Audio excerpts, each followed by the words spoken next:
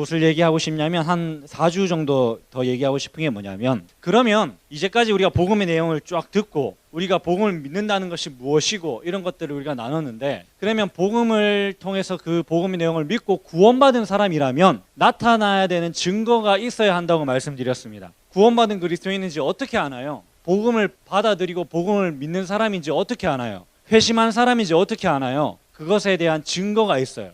그 증거들이 나타나야 해요. 내가 아무리 내 입으로 내 믿는 사람입니다, 내 그리스도인입니다, 내 예수님을 믿고 내가 교회 다니는 사람입니다 아무리 얘기해도 그 성경이 말하는 증거가 나타나지 않으면 그냥 입술로만 그렇게 얘기하는 거죠. 입으로만 자기가 믿는 사람이라고 얘기하는 것입니다. 왜 이 얘기를 우리가 살피려고 하냐면, 실제로 제가 방금 얘기했지만 전혀 삶의 그리스도인의 어떤 구원받은 사람의 증거가 나타나지 않는데 그냥 교회 다닌다는 이유로 자기가 기독교인이라고 믿고 그렇게 이야기하는 사람들이 너무 많기 때문이에요. 이런 사람들 때문에 사실 교회가 오늘날 욕을 먹고 있죠. 그래서 세상 사람들이 기독교인을 오해해요. 전부가 그런 거 아닌데, 사실 진짜 그리스도인이라 함은 뭔가 삶으로 말하는 것, 시간을 사용하고 돈을 사용하고 사람을 대하고 하는 것에 세상 사람들과 분명히 다른 점이 있고 나타나야 해요. 그런 모습들이. 근데 그런 모습이 나타나지 않으면 구원받은 그리스도인이라고 할 수 없는 거죠.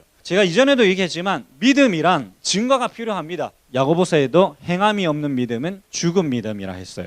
제가 방금 얘기했지만 내가 예수 믿어요, 내가 교회 다녀요, 내가 구원받은 그리스도인은 아무리 자기가 얘기해도 그 나타나야 하는, 동반되어야 하는 삶의 증거가 없다면 그 고백은 가짜입니다. 목사님, 저 지난 수련회 때 하나님을 만난 경험이 있어요. 제가 회개하고 그런 게 있어요. 그 경험 자체가 나쁜 건 아니지만 그 수련회 때 경험한 그 경험은 내가 구원받은 그리스도인이라고 내가 제시할 수 있는 증거로서의 증거가 안 돼요. 그 경험 자체는 귀하지. 근데 그 경험 이후에 삶이 달라졌는가라는 것이 중요해요. 내 말이, 내 생각이, 삶의 목적이, 내가 삶의 모습이 달라졌는가, 그것이 중요해요. 실제로 달라지고요, 달라져야 하고. 그러면 어떤 모습들이 달라져야 하는가, 그런 것들을 조금 살피려고 합니다. 여러분, 구원의 증거가 될 만한 어떤 증거들이 성경에서 분명히 말하고 있는 게 있어요. 그런 어떤 우리 구원의 증거로서 분명하게 성경이 말하고 있는 것이 무엇인가, 그것을 오늘은 그런 개론적인 얘기를 좀 하고 4주 정도만 살피려고 해요. 여러분, 제가 한번 이전에 말씀드렸어요. 거듭남에 대한 얘기를 한번 한 적이 있어요. 하나님께서 우리를 구원하실 때 우리를 거듭나게 하세요. 죽고 살게 하세요. 거듭난다는 거는 두 번 산다는 거거든. 두 번째 산다는 거야. 두 번째 살려면 한 번 죽어야 되잖아. 맞죠? 하나님이 우리를 한번 죽어지게 하시고 다시 살게 하세요. 우리 육신의 것들을 얘기하는 게 아니라 우리의 영혼을 그렇게 하시는다는 얘기입니다. 자, 그러면 그리스도인은 누구야? 그리스도인의 정체가 뭐야? 십자가에 죽고 산 사람이야. 그렇잖아요? 십자가에 내가 예수와 함께 한번 죽었어. 그리고 예수와 함께 다시 살았어. 그것을 경험한 사람이 그리스도인이에요. 그래서 죄 사함 받았다, 죄에서부터 자유함을 얻었다, 이런 얘기를 하는 거야. 동시에 내가 예수와 함께 살았잖아. 새로 살은 거야. 그래서 성경이 뭐라고 표현하냐면 우리를 가리켜서 산 사람, 새 소망, 새 생명, 이렇게 얘기해요. 난 이제 다른 사람으로 살아가는 거야. 그렇죠? 여러분, 구원을 얻는다는 것은 죽은 자가 살아난 것. 죽었어요. 죄에 대하여서 죽었고 다시 새로운 사람으로 살아요. 즉 변화가 있어요. 바뀐 게 있어. 뭔가 변화가 있어. 자, 무엇이 변하는가? 제가 방금 얘기했습니다. 첫 번째로 존재의 변화가 있습니다. 새 생명을 얻은 자, 새 사람, 산 자, 하나님께 대하여는 살아있는 자입니다. 존재가 변화돼요. 여러분, 영원한 생명을 가졌어요. 그리스도인은 그런 자예요. 신분이 바뀌었어요. 나는 결혼하기 전에 남편이 아니었어. 우리 딸을 놓기 전에 아빠가 아니었어. 근데 결혼하고 나서 뭔가 내 신분이 변화가 생겼죠. 남편이 돼서 우리 딸을 출산하고 나서 아빠가 됐어. 그런 신분의 변화가 있으면 뭔가 그 신분의 변화에 맞게 살아가요. 마찬가지로 그리스도인들은 마찬가지입니다. 여러분, 구원받은 사람은 존재 자체가 변해요. 성경이 우리 보고 뭐라 그래요? 예수님의 친구라 그래요. 그전에는 죄인이었어요. 하나님을 대적하는 자였어요. 원수였어요. 로마서 5장에 보면 원수라 그래요. 근데 구원받은 그리스도인들은 예수님의 친구가 돼요. 예수님의 제자가 되죠. 하나님이 우리를 자녀라 불러요. 그분을 자신을 우리의 아버지라 하세요. 그게 여러분 기독교가 가르치는 것입니다. 죄의 결과에서 자유합니다. 제가 말씀드렸어요. 죄의 저주, 죄의 영향력, 죄의 상태 더 이상 괴롭히지 못해요. 죄를 사랑하지 않고 죄와 상관이 없게 되었습니다. 죄로 인해서 어떻게 됐어요? 하나님과의 관계가 깨어졌다 했잖아. 뿐만 아니라 사람과의 관계가 깨어졌죠. 세상과의 관계도 깨어졌어요. 근데 이것이 회복돼요. 관계가 회복돼요. 여러분, 하나님이 우리를 의롭게 하신다라는 표현이 성경에 많이 나옵니다. 그것이 관계를 회복했다는 표현이에요. 불의, 관계가 없었던 자였는데 의롭게 하셨어요. 우리는 원수였어. 그냥 내놓은 자식이야. 하나님 내버려둔 존재였는데 이제는 자녀가 되고 친구가 되고, 저기 요한계시록 보면 이런 표현을 신부라고 표현해요. 신랑 되신 예수님. 그런 혼인관계를 가지고 설명하는 것이 하나님과 우리의 관계입니다. 구원받은 그리스도인들은 그 때문에 어떻게 살아갈까요? 어떤 삶의 모습이 일어날까? 하나님을 사랑합니다. 하나님을 사랑하는 거지. 여러분, 하나님을 사랑한다 하면서 말씀을 가까이 하지 않으면 하나님을 사랑하는 것이 아니라 했지. 때문에 구원받은 그리스도인에게 나타나야 하는, 반드시 있어야 하는 삶의 모습 중에 첫 번째, 말씀을 가까이 함이 있습니다. 말씀을 읽어요. 말씀을 묵상해요. 기도하죠. 여러분, 기도는 하나님과의 대화라 여러분 다 배웠잖아요. 여러분, 남자친구 여자친구 있는 사람이 막 연락도 안 오고 전화도 안 해. 말이 안 되잖아. 맞죠? 사랑하면 대화해요. 하나님과 대화해야지. 구원받은 그리스도인이라면. 그렇지 않나요? 하나님을 사랑해요. 하나님과의 그 사랑의 관계를 나누는 사람이에요. 생각과 마음도 변하죠. 구원받은 그리스도인들은 생각이 변해요. 마음이 변해요. 어떻게? 하나님의 뜻대로 살아가요. 이전에는 내가 하고 싶은 거 내 뜻대로 살았어. 그런데 이제는 구원받은 그리스도인들은 하나님의 뜻을 구하며 살아요. 저도 결혼하고 나서 제 아내, 결혼하기 전에 데이트할 때도 그랬지, 물어봅니다. 의견을. 밥 먹을 때조차 뭐 먹고 싶니 물어봅니다. 그런 것처럼 하나님과 그런 대화를 나눠요. 자기 감정을 나눠요. 자기 생각을 나눠요. 그것이 좋아요. 그것이 다른 세상의 그 어떤 것보다 좋아요. 그걸 누리죠. 누가? 구원받는 그리스도인들. 이전에는 세상의 기준대로, 가치대로, 내 생각대로, 내 뜻대로 하고 싶은 대로 살았지만 이제는 하나님을 위해서 하나님의 뜻대로 살아가는 것, 그 생각과 그 마음으로 살아가는 것, 그것이 그리스도인의 삶입니다.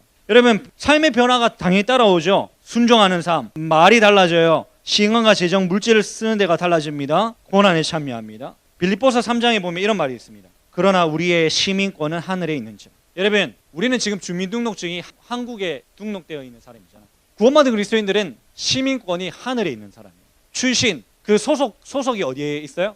하늘에 있어요. 세상에 있지 않죠. 그것이 그리스도인이에요. 뭐 예를 들어 이게 머리 노란 외국인이 여기 한번 앉아 있으면 계속 시선이 갈 거야. 막 저 사람은 아무 말도 안 하고 있는데 갑자기 계속 시선이 가고. 왜? 저 사람은 외국인이니까. 뭔가 달라. 맞죠? 말도 다를 거고 생각도 다를 거고 문화도 달라요. 여러분, 세상 속에서 살아가는 그리스도인이 그런 모습이에요. 때문에 우리를 가리켜서 소금과 빛이라 하는 거예요. 구원받은 그리스도인들의 삶은 실제입니다. 추상적인 개념이 아닙니다.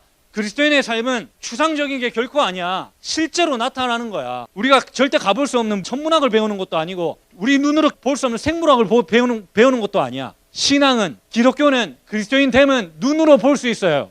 눈으로 볼 수 있어야 하고 실제입니다. 예수님과 만났는데 아무런 변화가 없다? 가짜입니다. 예수님과 부딪혔는데 내 삶의 목적과 내 삶의 모습과 내 말, 가치관, 생활 습관 여러 가지 것들이 변화가 없다? 가짜입니다. 변화가 있어요. 실제적인 변화가 있어요. 너무 큰 변화가 있죠. 서서히 변하는 사람도 있고 갑자기 드라마틱하게 변하는 사람이 있지만 중요한 건 변화가 있어요. 예수를 믿는다고 하면서도 그 삶의 모습이 전혀 예수 믿는 사람 같지 않아. 여러분, 학교 가면 교회 안 다니는 사람들이 더 많지. 근데 내가 그 친구들하고 전혀 다른 게 없어. 여러분, 반성하셔야 됩니다. 두 가지 중에 하나죠. 여러분이 그리스도인답게 못 살고 있었거나 아니면 여러분 애초부터 그리스도인이 아니거나. 여러분의 생각과 마음, 내 삶의 모습, 그것은 진짜 내가 구원받은 그리스도인인지를 분별하는, 구분하는 기준입니다. 중요한 건 한 가지 더. 구원받은 그리스도인으로서 나타나는 이 삶의 모습은 현재 진행형이어야 해요. 이렇게 얘기하는 사람 정말 많거든.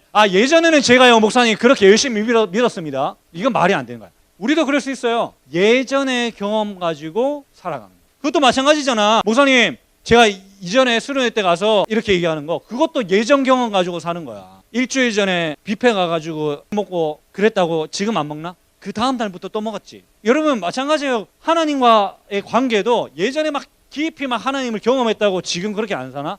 그런 거 없어요. 여러분, 신앙은 현재 진행형이어야 합니다. 제가 얘기했잖아요.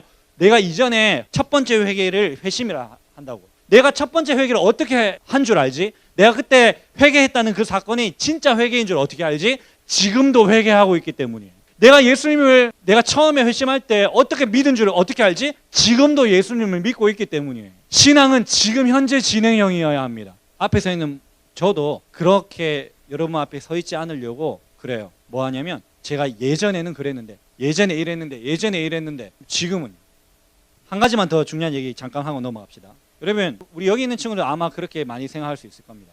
내 안에는 죄가 많은데 나는 구원받지 않은 그리스도인인가? 요 생각을 한번 더 해보셔야 해요. 여러분, 구원받은 그리스도인들은 죄를 짓거든. 세상 사람들은 죄를 짓고 무슨 차이일까요? 구원받은 그리스도인이라 해도 내 영혼은 새로운 사람이 되었지만 내 육신은 여전히 죄가 있어서 구원받은 그리스도인들은 죄를 지으며 살아가요. 그러니까 구원받은 그리스도인들도 죄를 지어. 그럼 무슨 차이지? 세상 사람들과. 구원받은 그리스도인들은 회개해요. 내가 구원받은 그리스도인이 아니라면 그 죄 가운데 계속 거하겠지만 죄를 계속 사랑하며 살아가겠지만 구원받은 그리스도인들은 죄를 짓는다고 해도 회개하죠. 여러분, 우리는 누구인가요? 그리스도인은 누구인가요? 변화된 자예요. 생각이 변해요. 존재 자체가 변해요. 신분이 변해요. 삶의 목적이 변해요. 삶의 모습이 변해요. 변해가고 있어요. 지금도. 그것이 그리스도인입니다. 죄를 지을 때가 있죠. 때로는 내가 구원받기 이전의 모습처럼 살 때도 있어요. 그런데 거기 거하지 않아요. 구원받은 그리스도인이라 하면 계속 변해요. 여러분, 우리 기독교 교리 중에 성화라는 말이 있거든. 우리 한국인들이 그걸 많이 오해하기 쉬운 부분이 있어. 뭐냐면 성화는 점점 내가 더 거룩해져가는 사람, 내가 점점 더 나은 사람이라고 생각해. 그런 부분이 있죠. 근데 칼빈이라는 사람이 어떻게 얘기했냐면요, 성화는 날마다 회개하는 것이다, 이렇게 얘기했습니다. 빛으로 가면 갈수록 그림자는 길어진다. 점점 성화된 사람은 어떤 사람이에요? 내 안에 죄가 더 많다는 것을 인정하는 사람이에요. 그래서 그 죄랑 날마다 싸우면서 살아가는. 구원받은 그리스도인은 그래요. 그냥 내가 구원받기 전에 그냥 세상 사람들은 죄가 죄인지도 모르고 살아. 그런데 구원받은 그리스도인들은 죄가 많으면 인정해요. 때문에 겸손하죠. 예수님을 의지해. 내 힘과 내 능력대로 살아가지 못해요. 그렇게 살아갈 수도 없으면 인정해요. 왜? 죄가 많은 사람이라고 알기 때문에. 저 여러분 어떠합니까? 여러분은 여러분의 구원에 관심이 많습니까? 목사님이 사역하면서 가장 가슴이 아플 때가 언제인지 알아요? 이런 순간이에요. 목사님은 여러분의 구원에 관심이 많거든요. 그래서 구원에 대해서 얘기하고, 여러분 진짜 구원받은 사람입니까? 이렇게 얘기를 하는데, 여러분이 정작 여러분의 구원에 관심이 없는 것처럼 보일 때, 여러분 정말 구원받은 사람입니까? 이 문제는 여러분이 어느 대학을 가느냐보다 더 중요한 문제입니다. 여러분, 우리는 구원받은 사람입니까? 그렇다면 감격해야 해요. 그렇게 살아가야 해요. 우리는 아직 구원받지 못한 사람입니까? 여러분, 구원을 갈망하십시오.